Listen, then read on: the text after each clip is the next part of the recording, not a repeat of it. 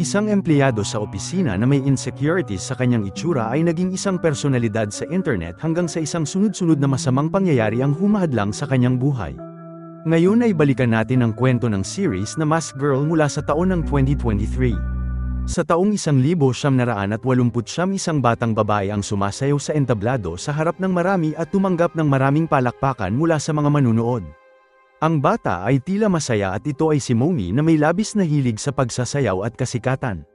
At sa taong 1993 nasa kanya pa rin ang hilig sa pagsasayaw at habang masaya ito sa kanyang ginagawa dumating ang kanyang ina at sinabi nito sa bata na hindi siya maaaring maging dancer o singer dahil sa kanyang itsura.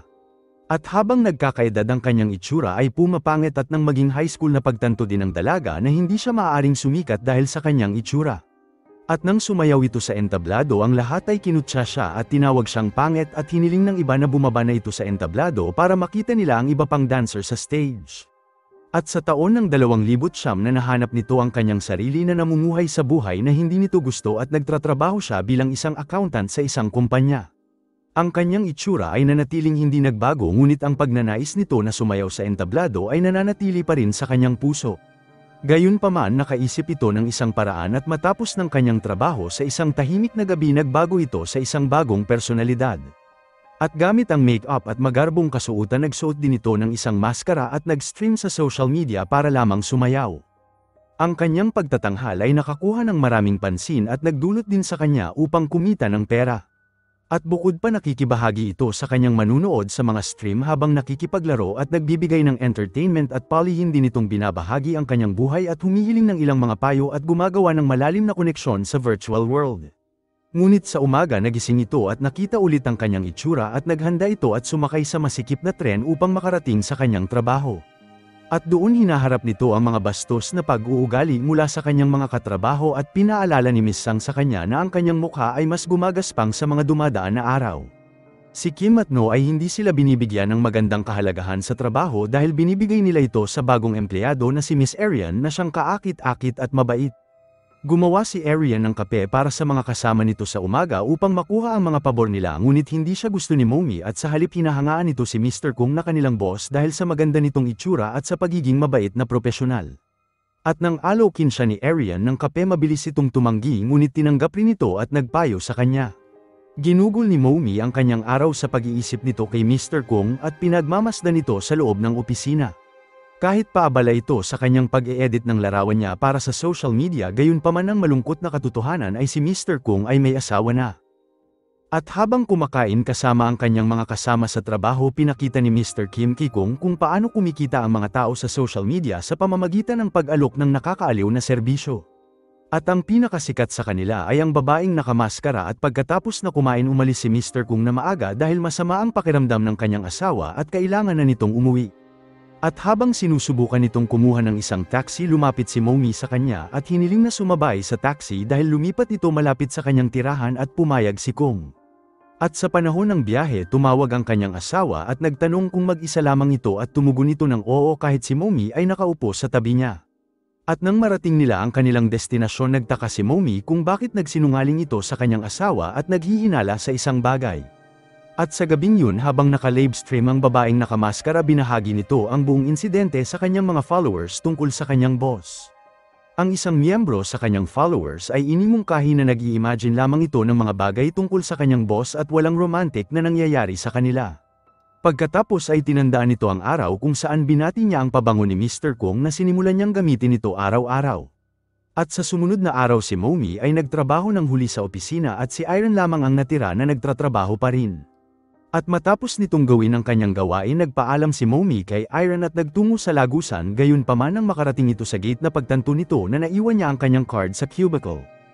Muli itong bumalik sa opisina upang kunin ito ngunit hindi nito sinasadyang nakita si Mr. Kung sa lugar. At dahil nagtaka nagmadali ito at sinundan si Kung at sa oras na marating ang opisina nakita nito si Iron at Mr. Kung na naghahalikan sa loob. Humiling ng tawad si Mr. Kung kay Iron dahil sa pagiging malayo nito sa araw na yon dahil ayaw nitong maghinala ang kanilang mga katrabaho. At ang buong eksena ay nag-iwan kay Momi na labis na nasaktan at naglakad ito pauwi sa kanyang bahay habang umiiyak. At nang makarating sa lugar uminom ito ng maraming alak habang umiiyak at kalaunan ay nasuka sa banyo. Pagkatapos ay sinuot nito ang kanyang maskara at sinimulan ang kanyang stream at sa pagsayaw ng mahusay inalis nito ang lahat ng kanyang damit habang nagtatanghal at ang mga manunood ay nag-react ng grabe at nagkomento sa kanyang katawan at nagpapakita ng paghanga. Gayunpaman natulog ito nang hindi binabasa ang mga komento dahil masyado itong lasing. At sa umaga nang magising natuklasan ni Momi na ang kanyang account ay na-block dahil sa paglabag nito sa panuntunan ng stream. At dahil labis na lungkot mas lalo itong nagalit at nagsimulang sampalin ang kanyang sarili at paulit-ulit na sinasabing dapat na siyang mamatay. At sa sumunod na umaga habang kumakain kasama ang kanyang mga katrabaho ibinunyag ni Momi ang relasyon ni Mr. Kung at Iron at hiniling sa kanila na panatilihin itong sikreto. Gayunpaman ang balita na ito ay mabilis kumalat sa buong opisina at palaging pinag-uusapan ng mga lalaki at babae. At sa sumunod na araw si Mr. Kung ay wala sa kanyang upuan at nagpadala ng mensahe ang isa sa kasama ni Momi at pinaalam sa kanya na si Mr. Kung ay nagbitaw na sa kumpanya at si Iron ay tinanggal. At habang umalis si Momi ng opisina isang katrabaho nito na si O ay lumapit sa kanya habang naghihintay sila sa elevator at sinubukan nitong makipag-usap sa kanya ngunit dumating ang elevator at maraming nakasakay sa loob. At sa labas ng opisina nakita ni Momi si Mr. Kung na tila distressed habang lasing na lasing ito at tila nais na wakasan ang kanyang sariling buhay. Dinala siya ni Momi sa isang taxi at nagtungo sa kanyang bahay ngunit nanatiling tahimik si Mr. Kung nang itanong nito ang kanyang address. Nang biglang nagsimulang umulan at nagtulak kay Momi na maghanap ng masisilungan sa isang motel kasama siya. At sa loob tinanggal nito ang kanyang damit at pareho silang natulog sa iisang kama. At sa sumunod na umaga naunang nagising si Mr. Kung at nagulat na kasama nito si Momi sa kama. Nagmadali itong nagbihis at umalis ng motel nang hindi nagpapalam kay Momi. At nang dumating si Momi sa opisina napansin nito ang upuan ni Mr. Kung at sa lalong madaling panahon ay nakatanggap ito ng isang email at nang buksan ito nakita nito ang litrato ng masked girl na may mensaheng I know you. At dahil nagulat sinarado nito ang computer at nagmadali sa restroom at doon muli nitong binuksan ang email kung saan nakita nito ang nakahubad na litrato niya suot ang maskara. At karagdagan nakita nito ang lahat ng komento na natanggap nito sa kanyang stream nang inilantad nito ang kanyang sarili. At dahil nagalit sa kanyang nakita si Momi ay labis naguguluhan at matapos na umalis sa opisina nag-text ito kay Mr. Kung at nais na makipagkita sa kanya. Gayunpaman si Mr. Kung ay humiling ng tawad sa kanya sa huling pagkikita nila at tumanggi sa kanyang kahilingan na makipagkita. At sa gabi nag-login si Momi at suspindido pa rin ang kanyang profile at nakipag-chat ito sa isang hindi kilalang user na si Prince. At habang nag-uusap nakita niya itong tila mabait at binahagi nito ang kanyang ideya na tapusin ang kanyang sariling buhay at pinigilan siya nito. At lingid sa kaalaman ni Momi si Prince ay talagang si Mr. O na kanyang katrabaho at nakaupo ito sa kanyang apartment at nakikipag-chat sa kanya ng anonymous. At si Mr. O ay madalas na nabubuli mula pa noong bata siya at dahil sa mataba nitong pangangatawan ang lahat ay pinagtatawanan siya at lagi itong mag-isa mula noong pagkabata at madalas nitong paglaruan ang kanyang sarili sa pamamagitan ng panunood ng pinagbabawal na video. Ang kanyang buhay ay puro lamang opisina at kahit ngayon siya pa rin ay madalas na mag-isa. At sa kanyang kaarawan binilan nito ang kanyang sarili ng cake at pumalakpak para sa kanyang sarili at naglagay ito ng isang manika sa harap niya at pinasalamatan nito ang manika dahil sa regalo. Ang regalo ay isang laruan na pangmatanda na ginamit rin niya upang pasayahin ang kanyang sarili. Samantala tumawag ang kanyang ina sa kanya at hindi rin ito naalala ang kanyang kaarawan at pinagalitan lamang siya nito at sinabing isa siyang masamang anak dahil hindi ito nag-aalala sa kanyang ina dahil hindi siya mabilan nito ng bagong damit at hindi man lang siya nito mabigyan ng apo at pinagsabihan din siya nito dahil sa kanyang maliit na sweldo. Kinansela ni Mr. O ang tawag sa pagsabi nitong kailangan niyang dumalo sa isang pulong at sa sumunod na umaga sa opisina siya ay nakaupo ng mag-isa at wala itong lakas ng loob na tignan ang mga babae sa kanilang mga mata kaya palagi itong nakafocus sa kamay ng mga babae. Binigyan siya ni Momi ng isang file habang kinakausap siya at nakatingin lamang ito sa kanyang kamay na may dalawang nunal sa magkabilang kamay sa eksaktong lugar at kinulayan din ito ang kanyang mga kuko ng kulay green. At sa gabi nang umupo ito sa kanyang computer ang kanyang paboritong service provider ay ang babaeng nakamaskara. Ngunit sa pagkakataon na ito nakita niya ang eksaktong magkaparehong dalawang nunal sa magkabilang kamay na nasa parehong lugar at pati na rin ang kulay ng kuko. At doon dumating ito sa isang conclusion na si Momi ang nasa likod ng nakamaskara na nagtatago dahil sa kawalan nito ng kagandahan. At ngayon pinagmamasdan niya ito sa kahit nasaan at sa isang hapunan kasama ang mga katrabaho nag-focus ito kay Momi at sa panahon ng isang pagtatanghal nakatuon naman ang pansin ni Momi kay Mr. Kung. At sa oras na sumakay si Momi ng taxi kasama si Mr. Kung, siya ay nagmamasid mula sa likuran at palagi niyang pinaparamdam kay Momi na espesyal ito sa chat sa pagsabing ang mga taong hindi maganda sa panlabas na anyo ay mas mature at maunawain at ang mga nakaharap ng pagtanggi sa buhay ay mas mabubuting tao sa lipunan. At sa opisina nakita ni Mr. O si Momi na pinagmamasdan si Mr. Kung sa lahat ng oras at nagsanay pa ito na mag-propose sa kanya sa pamamagitan ng pagsasalita nito sa rooftop. At sa gabi na nagtratrabaho si Momi kasama si Iron sa opisina, siya ang pangatlong tao na tumayo sa kanyang upuan para umuwi, ngunit naghintay ito sa labas para kausapin si Momi. At samantala nakita siya ng kanyang senior at nagtanong kung bakit ito nasa labas, ngunit bago pa ito sumagot sinabihan siya nito na umuwi na. Samantala nakita nito si Mr. Kung na pumasok sa loob ng opisina at papunta si Momi sa opisina ulit at sinundan niya ito. At sa loob nakita nito si Mr. Kung at Iron ang magkasama at nang makita ito nakaramdam ito ng labis na tuwa dahil hindi si Momi ang karelasyon ni Mr. Kung. At sa araw na yon umuwi ito na may ngiti sa kanyang muka at sa gabi sumayaw pa ito habang nakatayo sa harap ng kanyang lamesa at ang kanyang front wall ay puno ng litrato ni Momi na nakamaskara. At pagkaraan ng ilang sandali nag-online si Momi at wala ito sa magandang kondisyon at ang kanyang puso ay nasaktan at sinubukan na Mr. O na kumbinsihin ito na ang pagmamahal nito para sa lalaki ay hindi ang katapusan ng lahat. At dapat nitong maranasan ang tunay na pagmamahal, ngunit si Momi ay lasing at nagsimula itong sumayaw at inalis ang kanyang damit. Ayaw itong makita ni Mr. O at tinakpan ng screen at labis din ang galit nang magkomento ang mga tao sa kanya. At sa umaga sa panahon ng trabaho si Mr. O ay nagtungo kay Momi at sinabi nito na si Mr. Kung ay may asawa na at hindi niya dapat mahalin, habang inamin nito na mahal niya ang babae at dapat na sila ang magkatuluyan sa halip na ang lalaking may asawa. At sa pag-amin na ito hinawakan ni Momi ang kanyang mukha ng may pagmamahal at pagkatapos ay hinalikan siya nito. Ngunit nagising siya ng kanyang katrabaho mula sa kanyang panaginip at nananaginip siya sa lahat ng oras habang nakaupo sa loob ng opisina. At sa elevator sinubukan niyang kausapin si Momi, ngunit dahil sa dami ng tao sa lugar hindi ito nakapagsalita. At sa labas ng gusali nakita nito si Momi kasama si Mr. Kung nang tinulungan niya ito sa masamang kondisyon. At matapos na makitang magkasama ang dalawa at isinakay ito sa isang taxi, labis na nasaktan si Mr. O, pumara ito ng taxi para sa kanyang sarili at hiniling sa driver na sundan ang taxi nila Momi. At nang makarating sa isang motel nakita nito si Momi na dinala si Mr. Kung sa loob na lalong nagpalalim sa kanyang depresyon. At sa sumunod na umaga dahil sa matinding selos nagpadala si Mr. O ng email kay Momi na naglalaman ng litrato ng mask girl kasama ang mensahe na kilala siya nito. At sa gabing yun nakatanggap ito ng mensahe mula sa mask girl at nagnanais na wakasan ang kanyang sariling buhay at sa pagtatangkang pigilan ito nag-log out si Momi. Naglakad ito sa kalsada at natatakpan ng kanyang mukha ng isang itim na maskara at malaking salamin nang biglang lumapit ang isang lalaki na nagngangalang Handsome Monk na isa sa kanyang mga manunood. At sa pagtatangkang iwasan ito nauwi sila sa isang restaurant para kumain at tinatago ni mask girl ang kanyang mukha sa lalaki, ngunit nagpumilit ito na makita siya. Malakas nitong sinigaw na tanggalin ang kanyang maskara sa restaurant at kalaunan ay sumangayon nito. At sa oras na matanggal ang maskara sinabi ni Handsome Monk sa kanya na natural siyang kaakit-akit at charming at inimungkahi nito na pumunta siya sa Amerika kung saan ang mga babae na may mataas na cheekbones ay sinasamba. Inamin ni Momi na gusto nito ng isang facial surgery, ngunit nakipagtalo si Handsome Monk sa kanya tungkol dito at sinabing siya ay maganda na bilang siya mismo.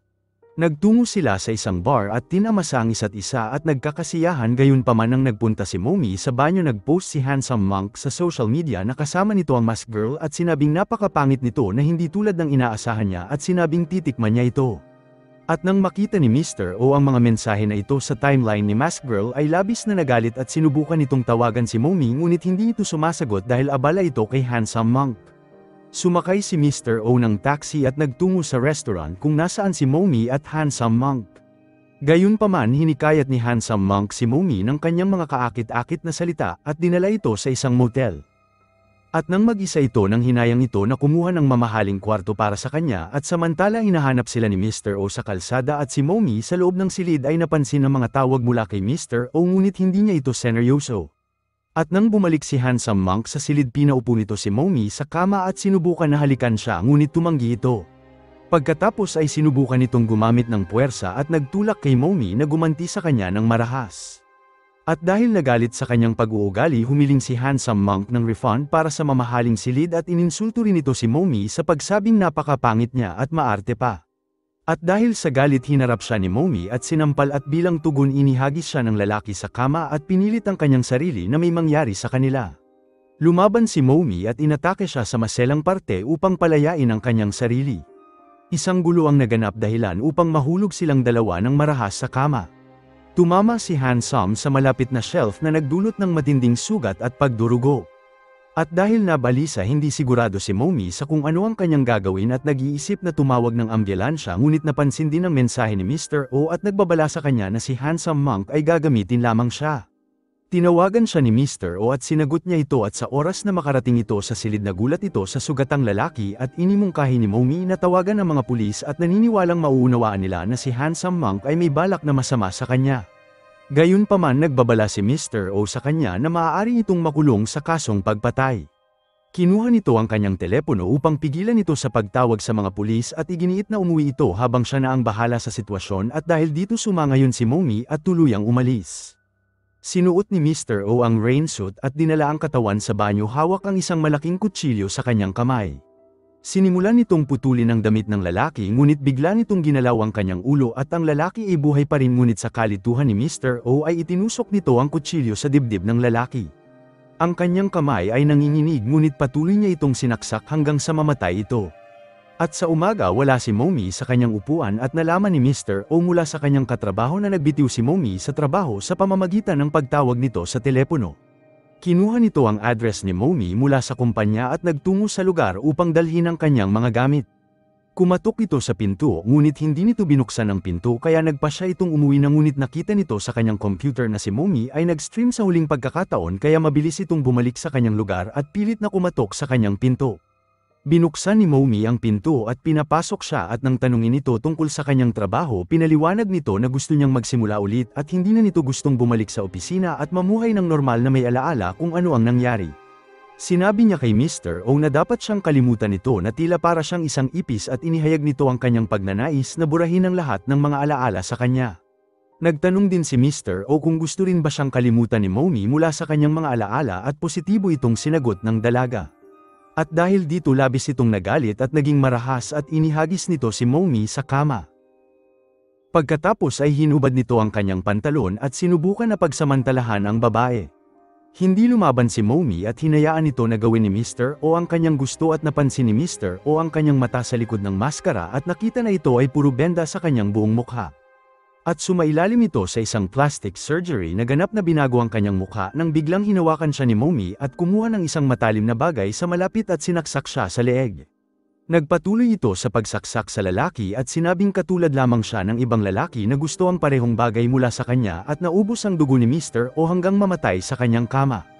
At sa taon ng 1974 na may isang babaeng nagngangalang Keongja at siya ang ina ni Mr. Onam at nagpakasal ito sa isang lalaki na may permanenteng trabaho at tila hindi itong masamang lalaki sa panahon ng kanilang kasal ngunit pagkaraan ng ilang taon natuklasan ni Keongja na may karelasyon nitong ibang babae sa kabila ng napakaliit nitong kinikita kaya naman pinalaki nito ang kanyang nag-iisang anak na si Onam. At bilang isang single parent napakahirap nito para sa kanya at kumuha ito ng iba't ibang trabaho tulad ng pagpupunas ng pangpublikong banyo paghahatid ng pagkain at pagmamaneho ng isang taxi. At kalaunan nagawa nitong magbukas ng kanyang sariling restaurant at lumalabas na isa siyang matigas at maraming karanasan na babae na may maraming lakas upang magtagumpay sa buhay. Siya rin ay tila isang tuso at matalas na babae gayunpaman hindi nito magawang matulad ang kanyang anak sa kanya at napansin nito na ang ilang bagay sa gamit ni Oman ay nawawala at kung minsan ay may sugat ito sa kanyang katawan. At minsan nakakakita rin ito ng mga bubble gum sa kanyang buhok at nag-ayos ito ng isang pad-asal mula sa isang relihiyosong tao sa pag-aasang matutulungan ang bata. Tila siya rin ay masipag na estudyante ngunit sa ilalim ng kanyang mga libro nagbabasa ito ng mga kwentong pangmatanda at sa tingin ni Keongja na magiging doktor ang kanyang anak ngunit ang kanyang tadhana ay dinala siya sa ibang landas. At sa taong 2003 nang makakuha ito ng isang trabaho sinabi nito sa kanyang ina na gusto na nitong mamuhay ng mag-isa at ang biyahe sa kanyang trabaho patungo sa bahay nila ay 2 oras at ayaw nitong mag-aksaya ng 4 na oras upang bumiyahe araw-araw. At sa kabila ng pag-aatubili ng kanyang ina at binanggit ang hirap ng pagpapalaki sa kanya nang mag-isa nanindigan pa rin ito at lumipat sa bagong lugar. Tumanggi rin ito na bisitahin siya ng kanyang ina o kahit kumain man lamang sila at palagi itong umuuwi na masama ang loob sa tuwing hindi siya pinapapasok ng kanyang anak. Sinubukan din na putulin na lang ni Keongja ang lahat ng relasyon nito sa kanya at umaasang magiging emosyonal ito at bumalik sa kanya, ngunit hindi rin siya tinawagan nito pagkatapos nito. At pagkatapos ng maraming araw na lumipas nang walang ugnayan mula kay Onam, nagdala ng pulis ang kanyang ina sa kanyang bagong lugar. Pinasok nila ang bahay kung saan sinalubong sila ng mabahong amoy na parang may patay na daga sa loob ng matagal na panahon. At sa loob nakita nila ang maraming laruan na pangmatanda at isang madilim na silid na nagkalat ang mga bagay sa lugar at isang malaking manika sa kanyang kama. Nang biglang sumigaw sa takot ang pulis nang makita ang isang patay na katawan na pinutol sa ilang piraso at inilagay sa suitcase. At sa paniniwala ni Keongja na ito ay ang kanyang anak, ay bigla itong nawala ng malay sa lugar. At sa imbestigasyon na pag-alaman na hindi ito si Mr. O at ito ay ibang tao. Sinabi ng mga pulis kay Keongja ang tungkol dito habang siya ay nasa ospital at nagpapasalamat ito na buhay pa rin ang kanyang anak. Pagkatapos ay nagtanong ang mga opisyal tungkol sa kanilang huling pag-uusap at kung mayroon ba itong kaaway dahil naghihinala sila na siya ang pumatay sa lalaki. Ngunit nang ihayag ng mga pulis ang kanilang pag-aalala na maaaring ito ang killer, nagalit ang ina nito at sinabi na hindi man lang kayang pumatay ng bubuyog ng kanyang anak. At matapos na makipagpanayam sa mga katrabaho ni Mr. O, nakakita ang mga pulis ng isang kakaibang pagkakahawig sa pagkawala ni Momi at Mr. O, kaya naman binisita nila ang dating tirahan ni Momi na ngayon ay wala nang nakatira at binente nito ang lahat ng kanyang gamit bago umalis. Pinaalam sa kanila ng may-ari ng apartment na laging nag-iisa si Momi at hindi niya ito nakita na may kasintahan at minsan nagpapatugtog ito at sumasayaw o kumakanta, ngunit madalas itong mag-isa. Binanggit din ng may-ari ang kamakailang pagpaparetoke ni Momi dahil puno ng bendahe ang kanyang buong mukha nang umalis ito sa lugar. At nang sinubukan ng mga pulis na bisitahin ang ina ni Momi, tumanggi sila na pagbuksan ng pinto at ang balita tungkol sa nakitang patay na katawan sa apartment ni Mr. O ay lumabas sa mga balita at dahil sa mga laruan na pangmatanda na nakita sa kanyang silid, naghinala ang mga pulis na hindi siya isang normal na lalaki at mayroong mataas na pagnanais sa mga sexual na bagay at numero 1 suspect sa pagpatay. Narinig ni Keongja ang lahat ng ito sa kanyang TV, ngunit tumanggi na maniwala at nagpa siya ito na gumawa ng aksyon sa kanyang sariling kamay. Kumuha ito ng isang technician upang mabuksan ang computer ni Mr. O, gayunpaman dahil hindi nito alam kung paano gamitin ang computer, nag-enroll ito sa isang klase ng computer upang matuto. At matapos na matuto ng ilang basic na kakayahan sa computer, hinanap nito ang mask girl sa online at binasa ang kanilang nakaraang pag-uusap. Natuklasan nito na si Momi na dating katrabaho ng kanyang anak ay ang mask girl. At pagkatapos nito, sinarado nito ang kanyang restaurant at nagtungo upang hanapin ang kanyang anak. Kinuha nito ang lahat ng pera na naipon niya sa buong buhay nito mula sa kanyang bangko. At sa social media, nakipag-usap ito sa isa pang manunood ng mask girl at nalaman na sumailalim ito sa isang plastic surgery. Pinakita nito ang isang video kung saan ang isang babae ay sumasayaw sa harap ng isang tindahan na parang isang cheerleader at naniniwala sila na siya ang mask girl sa pagmamasid nila sa kanyang katawan.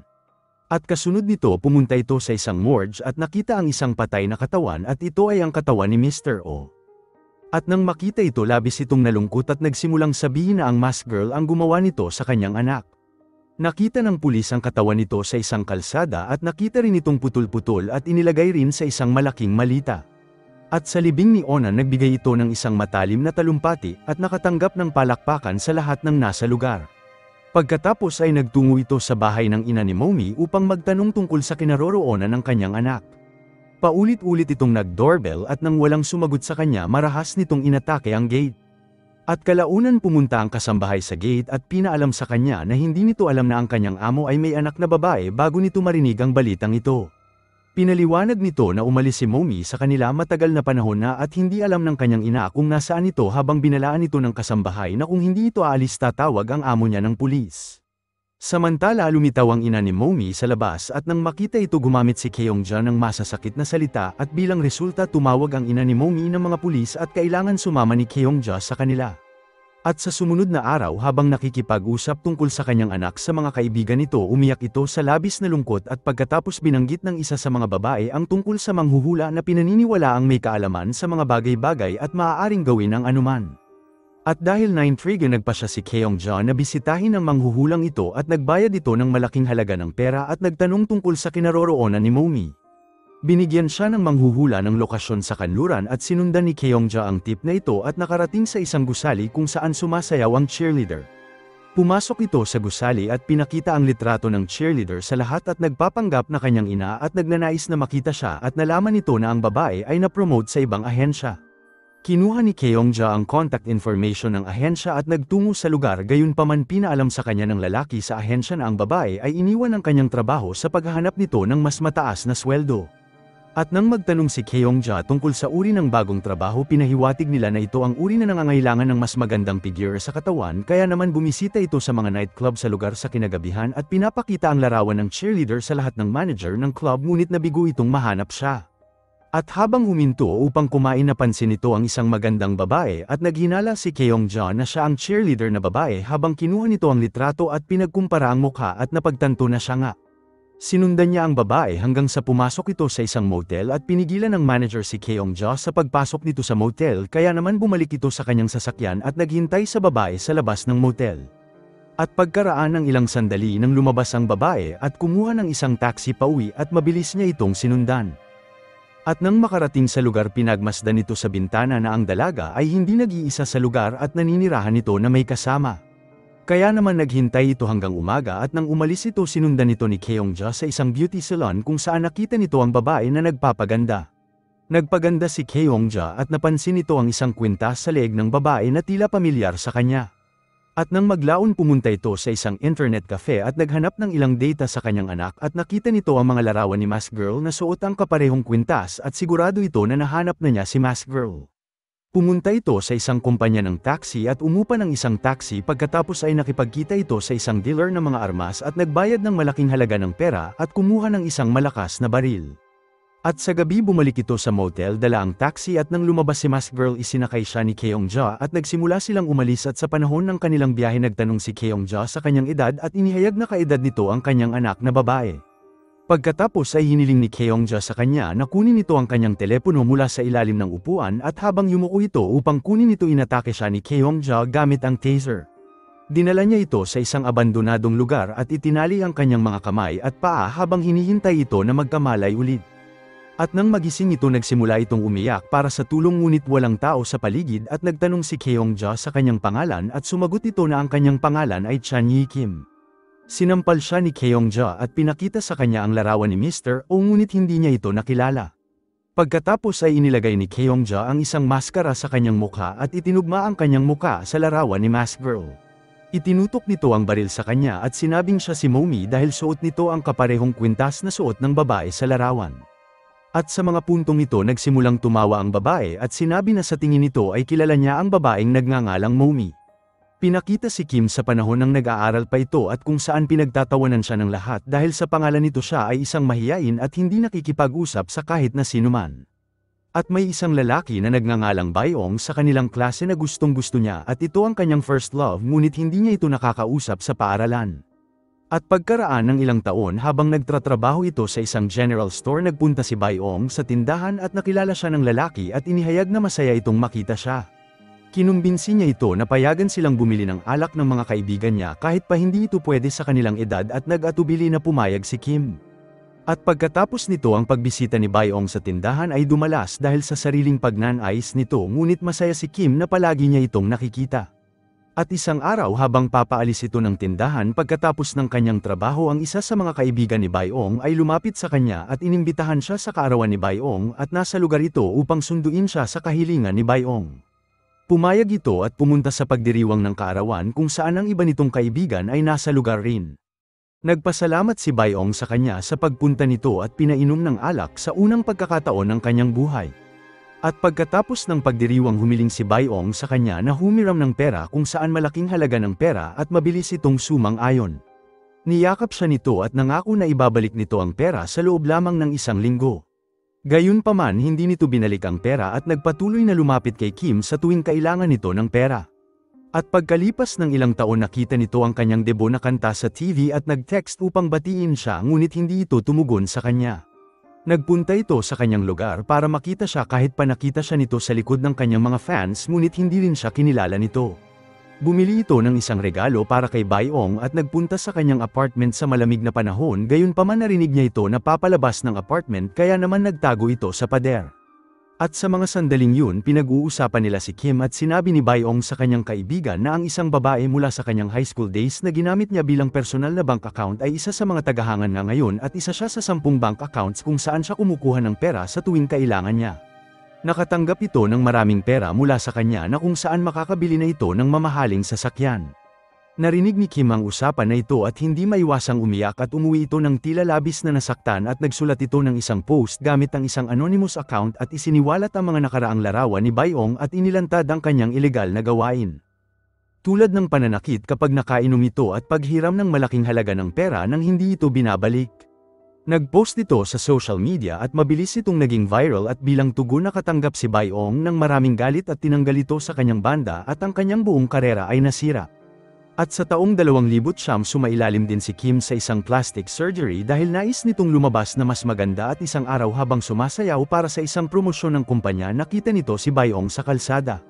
Nilapitan niya ito at pinakilala ang kanyang sarili bilang si Kim gayunpaman dahil sa kanyang operasyon hindi niya ito makilala at naantig si Kim sa kanyang sitwasyon sa mga panahon na yun. Dahil wala man lang itong lugar na matira na uwi sila sa isang kama ng magkasama at inalok niya ito na tumira kasama siya hanggang sa makahanap ito ng trabaho kung saan pumayag si Baeong. At tila hindi rin ito interesado na magtrabaho dahil din sa inalis siya sa kanyang banda at masamang reputasyon niya. At nagpa siya si Kim na maghanap ng mas magandang trabaho upang suportahan ang kanyang sarili pati na rin si Baeong.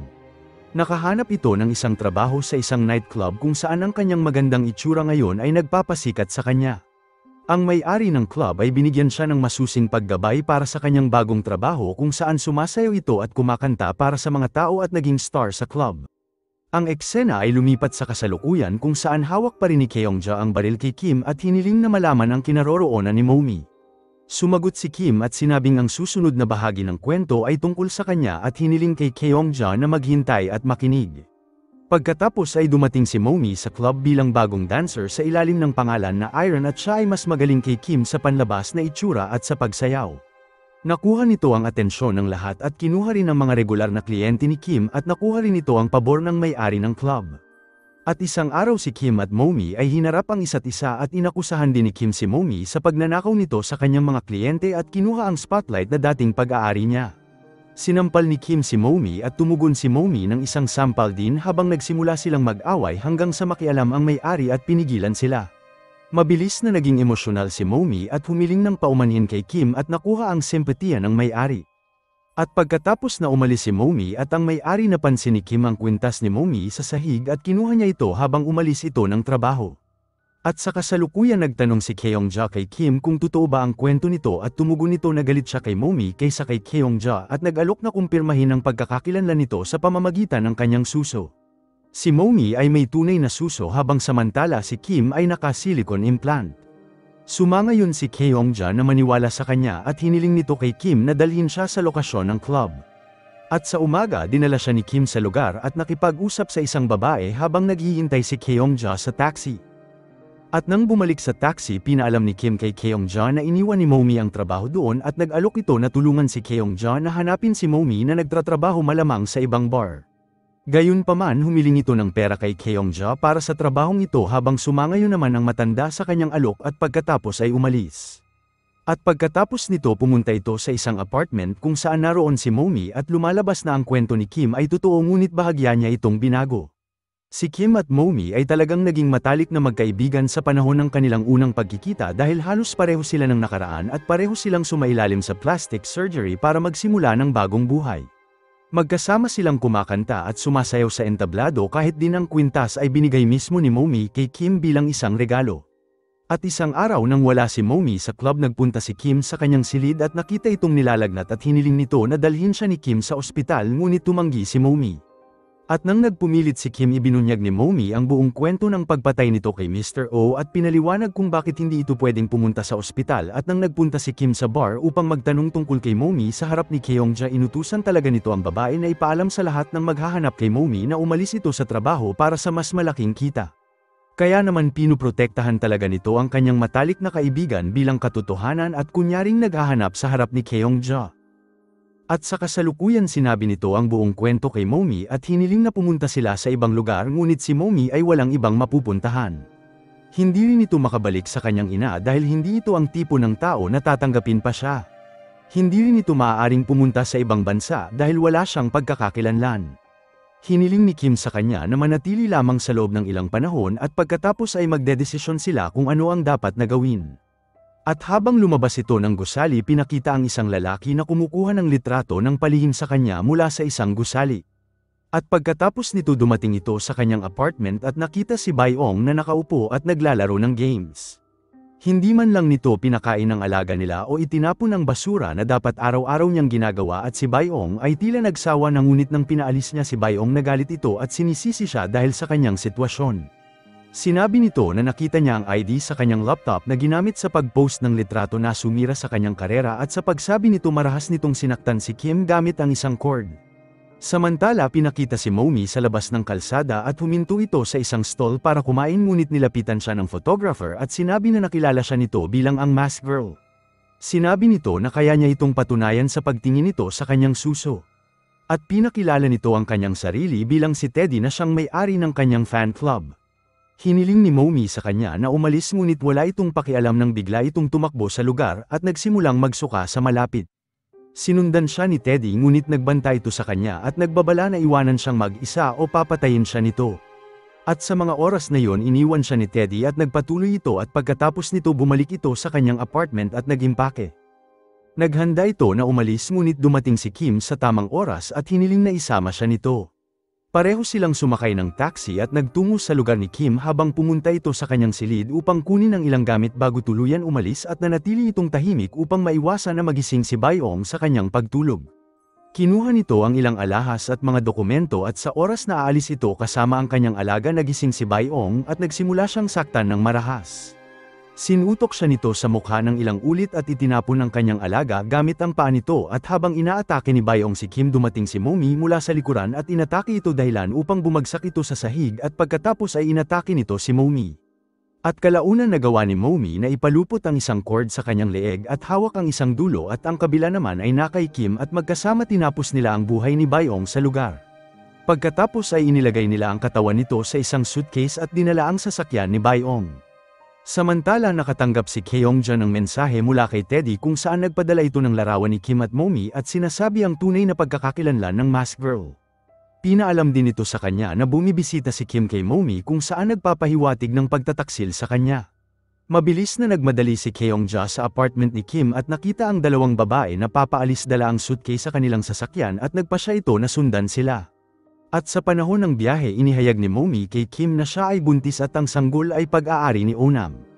At sa kabila ng malupit na mga pangyayaring ito inihayag nito ang intensyon na isilang ang sanggol at pinaliwanag ni Momi na gusto nitong tiyakin sa kanyang magiging mga anak na sila ay maganda kahit pa hindi niya taglay ang antas ng kagandahan.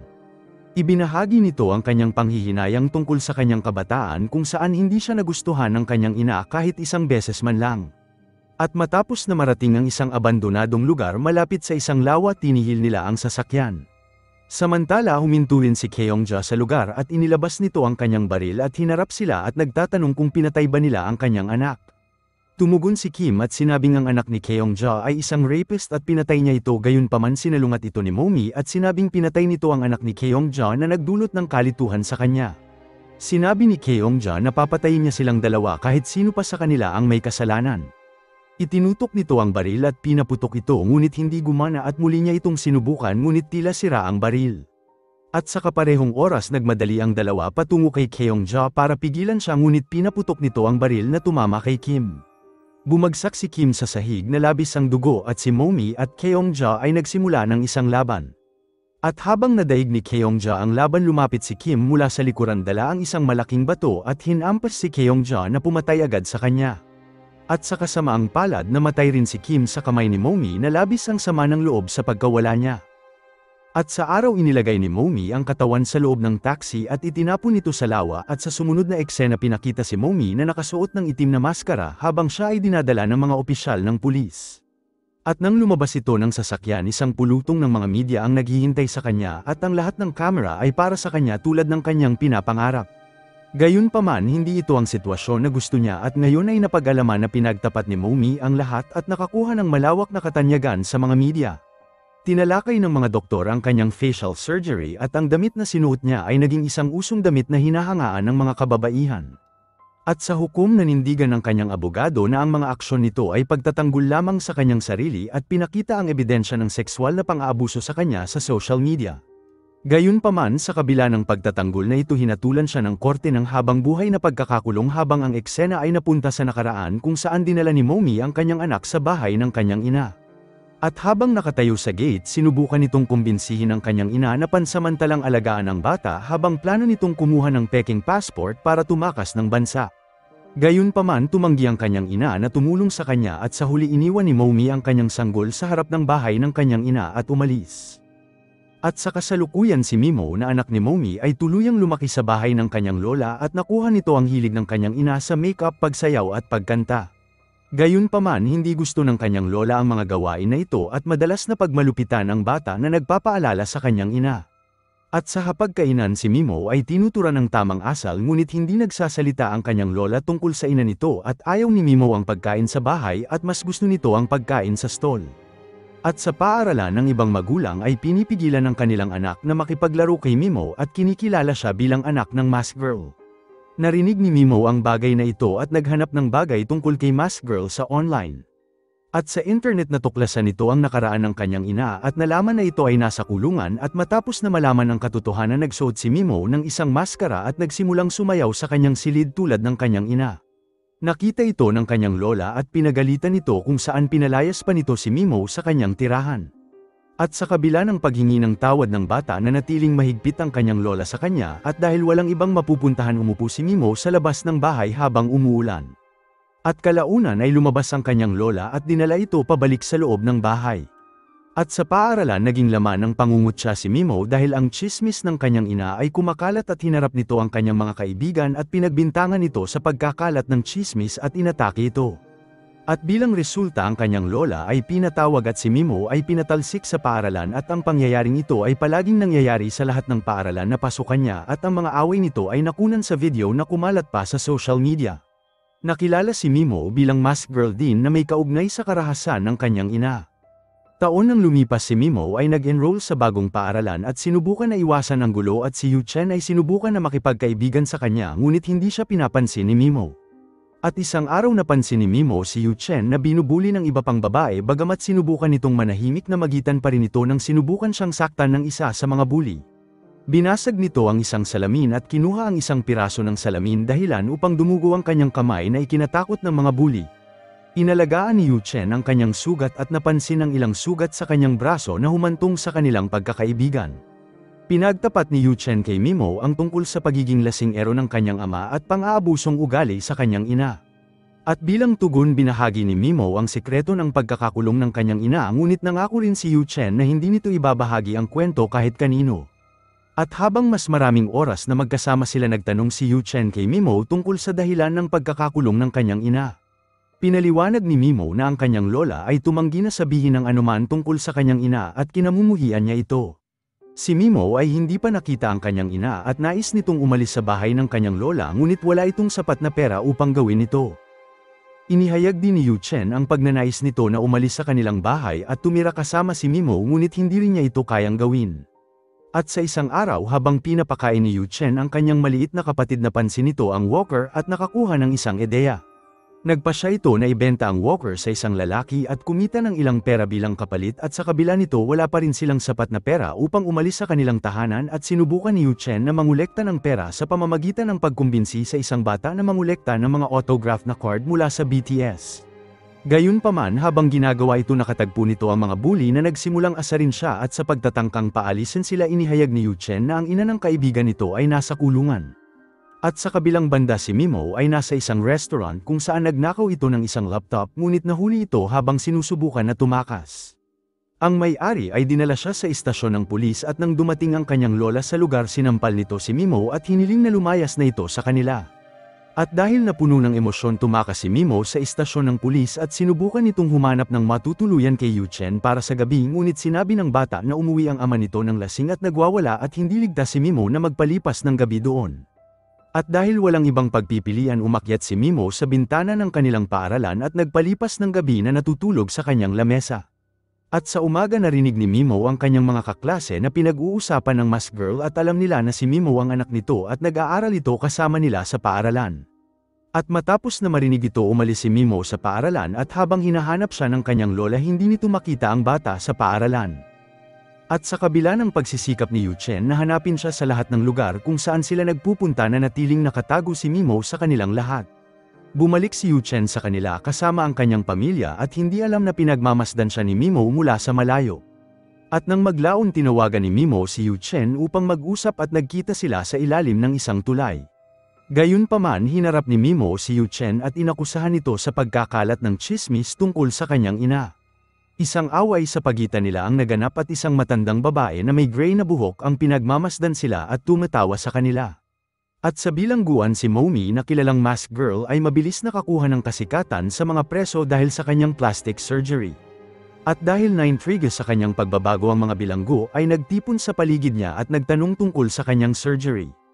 At sa loob nakaharap din ni Momi ang babaeng si Unsuk na isang maimpluwensya at may awtoridad sa loob ng kulungan at pati na rin sa labas at tila ang lahat ay natatakot sa kanya. Ngunit pagkaraan ng ilang araw nakita ni Momi ang kanyang sarili sa isang alitan sa isa sa mga kapwa nito preso na miyembro ng gang ni Unsuk. At sa tensyon binugbog ito ni Momi at nag-udyok sa mga guard na makialam at pigilan sila. At bilang parusa sa kanyang mga aksyon si Momi ay nilagay sa solitary confinement ng mahabang panahon. Gayunpaman nang makalabas ito pinagpatuloy nito ang kanyang marahas na pag-uugali at inatake ang kaparehong bilanggo ng paulit-ulit. Ang sitwasyon ay mas lumala hanggang sa makialam si Unsuk upang tapusin ang away sa pamamagitan ng pakikipag-ayos kay Momi. At matapos ng ilang taon ng tahimik na pag-iral sa kulungan nakatanggap si Momi ng liham na naglalaman ng isang artikulo na nagpapakita ng genetic na karahasan at ang sulat ay nagsisilbing babala na mayroong gustong manakit sa kanyang anak upang makapaghiganti. At nagudyok kay Momi na gumawa ng isang plano upang tumakas sa kulungan at protektahan ang kanyang anak. Gayunpaman ang kanyang pagsubok na tumakas ay nabigo na naging resulta upang ibalik siya sa solitary confinement sa loob ng ilang buwan. At sa panahon nito sa solitary confinement nakatanggap si Momi ng Biblia mula sa warden na lubos nagbigay ng epekto sa kanyang buhay. Sumailalim ito sa isang matinding pagbabago at mas naging lalong mabait at ginugol ang kanyang mga araw sa pagdarasal at nakahanap ng bagong pag-asa sa kanyang pananampalataya. At isang araw nakita nito si Unsuk sa bench at umiiyak dahil ang kanyang anak ay nangangailangan ng kidney transplant at hindi ito compatible na donor. At dahil naantig nilapitan ni Momi si Unsuk at inalok ang kanyang kidney dahil ang blood type nito ay tugma sa anak ni Unsuk. At sa sumunod na eksena isang grupo ng mga sibilyan ang dumating sa bilangguan upang turuan ang mga preso. Ang grupo ay kinabibilangan ng isang matandang babae na may gray na buhok na lumapit kay Momi at ibinunyag ang kanyang sarili bilang si Keongja. At nakaligtas ito sa insidente sa tubig at sumailalim rin sa isang plastic surgery upang itago ang kanyang pagkakakilanlan mula kay Momi. Pinaliwanag ni Keongja na kumuha ito ng bagong pagkakakilanlan na may bagong pangalan pagkatapos ng insidente. Sinabi rin ni Keongja ang ilang beses nitong pagtatangka na hanapin si Momi na hindi matagumpay dahil inaresto ito ng mga pulis. Gayunpaman nagawa nitong matuntun si Mimo na siyang anak ni Momi sa bahay ng lolo nito. Inamin ni Keongja na ginawa nitong magulo ang buhay ni Mimo sa pamamagitan ng pagpasok nito sa kanyang buhay. At madalas nitong nilalapitan ang bata bilang tindera at inaalok palagi ng libreng merienda at tinuturuan nito ng karahasan sa iba pang tao. Nagpapakalat din ito ng tsismis tungkol kay Momi at sa kanyang anak sa paaralan na lalong nagpataas sa paghihirap ng bata. At kahit palumipat si Mimo at ang kanyang lola na natiling nakikipag-ugnayan si Keongja sa bata sa pagpapanggap nito bilang kanyang lola at patuloy na minamanipula. At nang walang ibang malalapitan ng bata nakakita ito ng kanlungan kay Keongja nang hindi nito alam ang tunay na intensyon ng matanda. At ngayon nagpunta ito sa kulungan upang sabihin ang lahat kay Momi dahil gusto nitong maramdaman ang sakit kapag iniwan siya ng kanyang nag-iisang anak. Sinabi nito na gagawin niya ang kaparehong bagay kay Mimo katulad ng ginawa ni Momi sa kanyang anak na si Onam.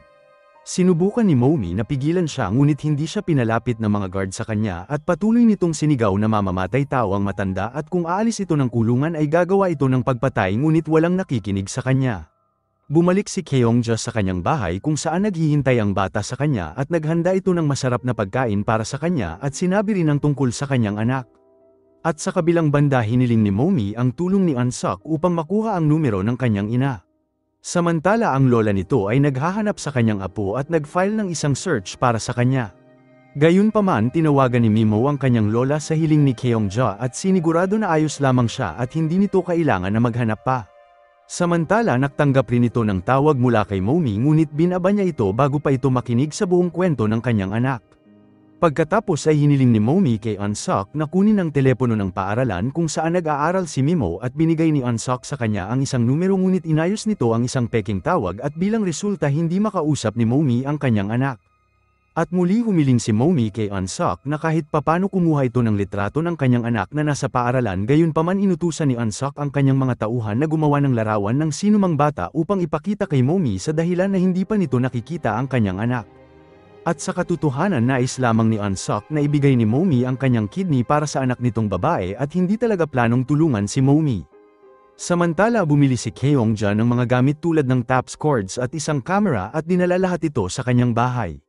At nang makarating ito sa bahay hindi nito makita ang bata sa lugar at nag-alala ito gayunpaman lumitaw si Mimo dala ang isang cake at sinurpresa si Keongja sa kanyang kaarawan. Bagamat naantig ito sa una isinantabi ni Keongja ang nararamdaman nito at nagpatuloy sa kanyang plano. At sa sumunod na eksena si Momi ay pinakitang isinakay sa isang ambulansya patungo sa ospital para sa isang kidney transplant. Samantala naghanda si Keongja ng isang masarap na pagkain para kay Mimo at naglagay ng anesthetic powder sa pagkain. At sa lamesa muling naantig ni Mimo ang puso ng matanda sa pamamagitan ng pagnanais nito na magtrabaho at kumita ng pera upang mapasyal ang kanyang lola at bumili ng bagong damit para sa kanya. Gayunpaman muling binalik ni Keongja ang kanyang atensyon sa plano niya at sa kaparehong oras sinubukan din ng ina ni Momi na mahanap ang matanda na nagtitinda sa harapan ng paaralan. At sa una nakatawag ito sa kanya ngunit hindi sumasagot si Keongja sa kanyang telepono at lumapit din sa kanya si Yu Chen at sinabi sa matanda na tila may kakaiba sa matandang nagtitinda. At bukod sa mahilig ito kay Mimo kinakalat nito ang chismis tungkol sa mask girl at sa anak nitong si Mimo sa paaralan at nagsimulang maghinala ang matanda kay Keongja. Kaya naman kasama si Yu Chen nagsimulang puntahan ng matanda ang address nito at sa ospital plano ni Momi na tumakas mula sa mga opisyal at humiling ito ng isang Biblia at pinaliwanag na ang operasyon ay lubhang seryoso. At habang ang isa sa opisyal ay kumuha ng Biblia ginulo nito ang isa sa pamamagitan ng paghampas sa kanya. Ninakaw nito ang kanyang telepono at pagkatapos ay tumalon nito sa bintana ng ospital at sa kabila ng pagkakaroon ng injury sa panahon ng kanyang pagtakas nagpatuloy ito na lumayo sa ospital at ninakaw nito ang isang sasakyan at tuluyang lumayo. At gamit ang ninakaw na telepono tinawagan nito ang kanyang ina tungkol sa bata at pinaalam sa kanya ng kanyang ina na si Mimo ay kasama ng matanda at binigay din nito ang address. Iniwan ng matanda si Yu Chen dahil ayaw niya itong dalhin sa mapanganib na lugar gayunpaman tumawag ang bata ng isang taxi at pinagpatuloy ang kanyang paglalakbay patungo sa lokasyon ng mag-isa. Samantala pinakita na nakatali si Mimo sa isang upuan at ang kanyang bibig ay nakatape habang kinukunan siya ni Keongja ng video upang ipakita ito kay Momi upang saktan siya. Sinabi ni Keongja ang lahat sa bata tungkol sa nangyari sa kanyang anak at kung bakit niya ginagawa ang lahat ng ito sa kanya. Pinagpatuloy ng bata ang kanyang pagsisikap upang makapagsalita at nang buksan ni Keongja ang kanyang bibig upang makapagsalita ito inihayag ni Mimo ang kanyang kalungkutan para kay Onam ngunit sinabi rin ito na gusto pa niyang mabuhay. Samantala ang gas sa sasakyan ni Momi ay naubos na at nakisakay ito patungo sa kanyang destinasyon ngunit sa panahon ng biyahe ang balita sa radyo ay nagulat ng isang pagtakas na tumutugma sa katangian ni Momi. Kaya naman iniwan nito ang sinasakyan niya at nagpatuloy na maglakad patungo sa kakahuyan. Tumawag rin ang ina nito sa mga pulis upang tignan ang bahay ni Keongja kaya naman nagpunta ang isang opisyal upang mag-imbestiga gayunpaman wala itong nakita sa lugar dahil tinago ni Keongja ang dalaga sa nakatagong basement. At pagkaraan ng ilang oras dumating ang ina ni Momi sa lugar at pumasok ito sa bahay nang hindi kumakatok at nakita si Keongja na lumabas mula sa basement. Hinarap nila ang isa't isa at samantala dumating din si Yu Chen sa lugar at inutusan ito ng lola na iligtas si Mimo habang hawak nito si Keongja sa binti upang pigilan siya. Pumunta si Yu Chen sa ibaba at mabilis na pinakawalan si Mimo habang inatake ni Keongja ang lola nito gamit ang isang gunting at malapit na itong patayin nang dumating si Mimo mula sa likuran at inatake si Keongja at nailigtas ang kanyang ina. Pagkatapos ay nagpunta si Momi sa ilalim upang iligtas ang kanyang anak ngunit dumating si Keongja dala ang kutsilyo sa kanyang kamay. At ang kutsilyo ay puro dugo at nagpapahiwatig na sinaksak na nito ang lola ng bata. At habang si Momi at Keongja ay nagsimulang maglaban si Yu Chen at Mimo ay nagawang makatakas sa itaas upang iligtas ang kanilang sarili. At nakita nila ang lola nito sa mga huling sandali at hinawakan nito ang kamay ng kanyang apo at humiling ng tawad bago tuluyang mawalan ng buhay. At sa basement isang matinding laban ang naganap sa pagitan ng dalawa at lumalabas na nadaig ni Momi ang laban. At habang lumabas sila ng bahay napansin nila ang maraming sasakyan ng pulis na paparating at nang dumating ang mga ito sa lugar isang opisyal ang inutusan si Momi na itaas nito ang kanyang kamay at tumugon nito. Gayunpaman lumabas si Keongja mula sa bahay dala ang isang baril at buhay pa rin ito sa kabila ng mga nakuha nitong pinsala. At sa pilit nitong gumanti sa pagkamatay ng kanyang anak kay Momi itinutok nito ang baril kay Mimo at nagpaputok. Ngunit tumarang si Momi sa harap ng kanyang anak at kinuha ang bala upang iligtas ito. Pagkatapos ay binaril ng mga pulis si Keongja sa ulo at tinapos ang kanyang buhay na matay din si Momi dahil sa kanyang natamong pinsala sa kamay ng kanyang anak. Salamat sa panunood. Kung nagustuhan mo ito huwag kakalimutan mag-like at subscribe para sa mga susunod pa nating series recap.